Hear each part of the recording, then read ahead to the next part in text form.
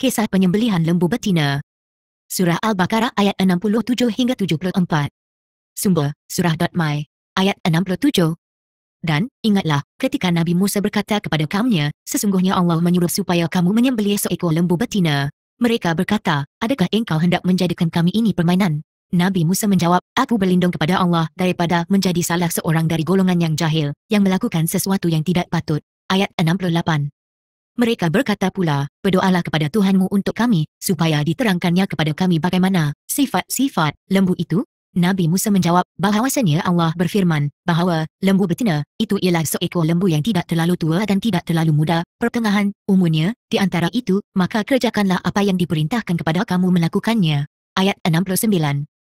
Mereka berkata lagi, pohonkanlah kepada Tuhanmu untuk kami, supaya diterangkannya kepada kami apa warnanya. Nabi Musa menjawab, bahawasanya Allah berfirman, bahawa lembu betina, itu ialah seekor lembu kuning. Kuning tua warnanya, lagi menyukakan orang-orang yang melihatnya. Ayat 70. Mereka berkata lagi, pohonkanlah kepada Tuhanmu untuk kami, supaya diterangkannya kepada kami lembu betina yang mana satu? Kerana sesungguhnya lembu yang dikehendaki itu kesamaran kepada kami, susah kami memilihnya, dan kami insya Allah akan mendapat petunjuk untuk mencari dan menyembelih lembu itu. Ayat 71. Nabi Musa menjawab, bahawasanya Allah berfirman, sebenarnya, lembu yang dikehendaki itu, ialah lembu betina yang tidak pernah digunakan untuk membajak tanah, sawah bendang, dan tidak pula, digunakan mengangkut air, untuk menyiram tanaman, ia juga tidak cacat dan tidak ada belang pada warnanya. Mereka berkata, sekarang barulah engkau dapat menerangkan sifat-sifatnya yang sebenar. Maka mereka pun menyembelih lembu yang tersebut, dan hampir-hampir mereka tidak dapat menunaikan perintah Allah, itu. Ayat 72. Dan, ingatlah, ketika kamu membunuh seorang manusia, kemudian kamu tuduh-menuduh sesama sendiri tentang pembunuhan itu, padahal Allah tetap melahirkan apa yang kamu sembunyikan. Ayat 73.